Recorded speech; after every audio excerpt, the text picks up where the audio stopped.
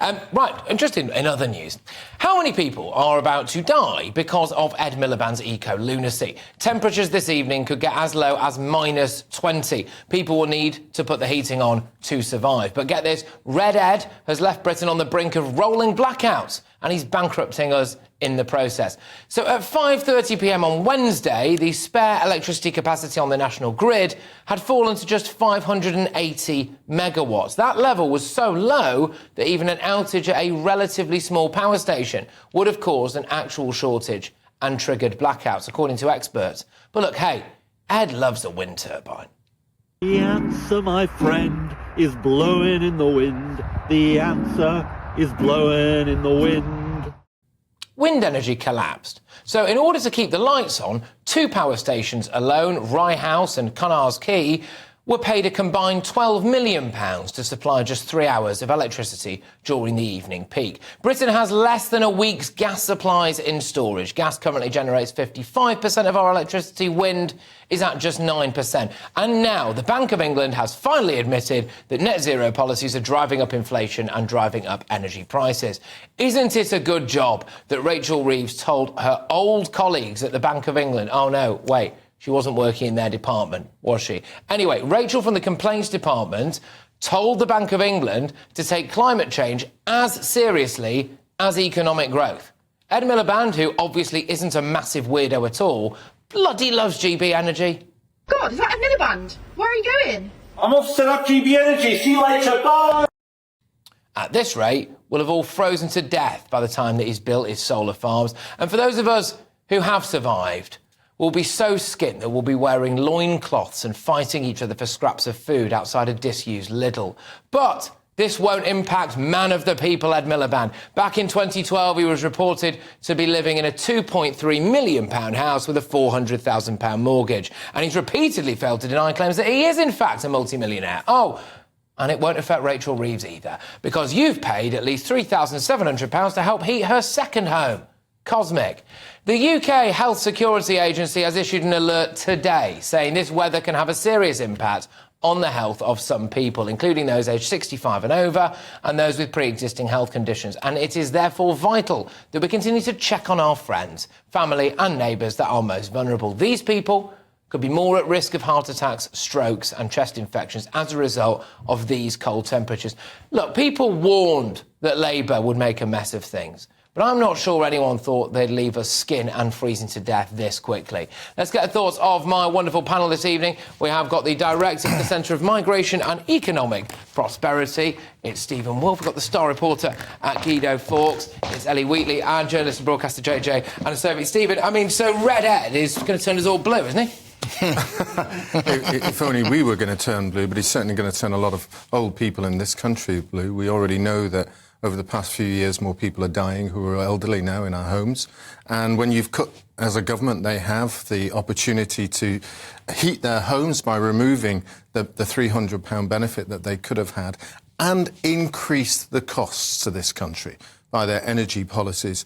It wouldn't be surprising if more people die. And if they do, it's on their heads. It's on the Labour Party's heads, it's on Ed Miliband, Rachel Reeves and, of course, Keir Starmer. I mean, those stats that we were within a whisker of actually having massive blackouts on Wednesday, when at times I think it was -16 near Aberdeen. I mean, that is a death sentence to people. Well, it's worrying, but I think the idea that we're going to reach 95% green energy in 5 years, it's not that far away, is really for the birds. You know, the reality is that the technology is not there yet. You know, when the wind doesn't blow or the sun doesn't shine, it's effectively useless, these renewable energies.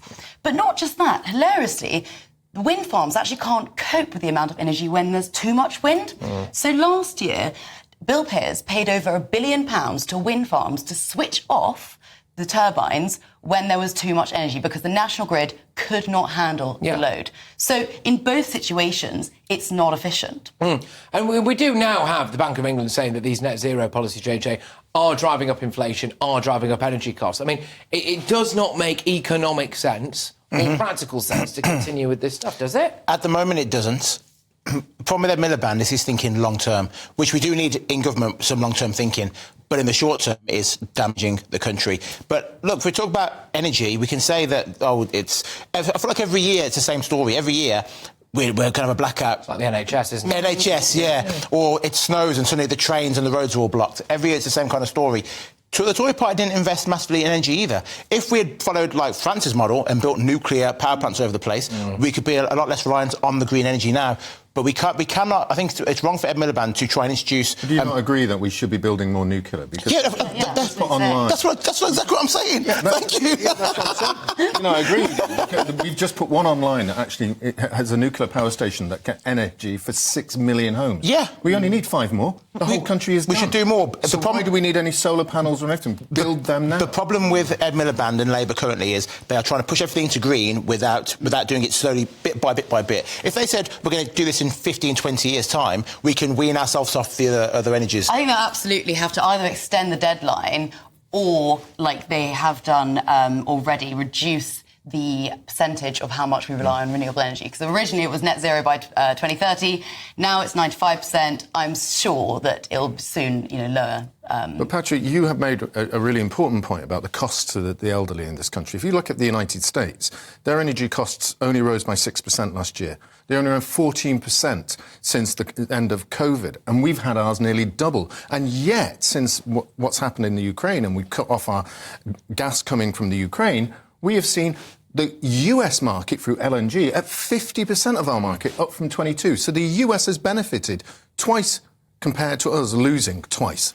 Do you think that when you look at Ed Miliband, and I'm not knocking a wealth creator, but do you think, JJ, he's got a luxury belief here about these green issues? Because, that was an article from 2012 that said at the time he was in a £2.3 million house, the £400,000 mortgage. Time has moved on. I imagine Ed's maybe doing even better now. Fair play to him. But he doesn't feel the cost, does he necessarily? If we had a blackout, he's not going to be the one who's there all feeling like an 80-year-old near Aberdeen. Well, that's the problem with politics today. You go back 20 years ago, we had more working class people going into politics. They're fewer and fewer far between now. Even if Ed Miliband was doing a Keir Starmer story and saying, my dad was a toolmaker. Or his dad was a communist. Or Sadiq Khan saying, my dad was a bus driver. If you've grown up working class, it doesn't matter how rich you become, like Alan Sugar, you still have those working class values no matter how much money's in your bank account. Yeah. I don't see that with Ed Miliband. I just don't see it. And you're absolutely right. If electricity goes out for someone's granny, he ain't feeling it. It seems like it's a luxury to sort of leave in. But also, do you remember during the election he was touting the whole time that this is going to reduce energy bills for families for up to £300? Yeah. That's now completely been ditched. Yeah. And also the government research has actually said that the push towards net zero might actually increase energy bills. That's right. Yeah. Well, and the Bank of England is saying this is a driver of inflation, it's everything. So, it's not particularly great. I mean, we're going to come on to Rachel Reeves in the next hour because she is believably in China, I think. I'm not sure anyone's actually seen her, but hopefully she's in China. Otherwise, we have got a problem on our hands. But she's gone missing, hasn't she? The economy's tanking. She's tanked the economy and she's decided to do an absolute runner. So we're going to be talking about that. But thank you. Great start.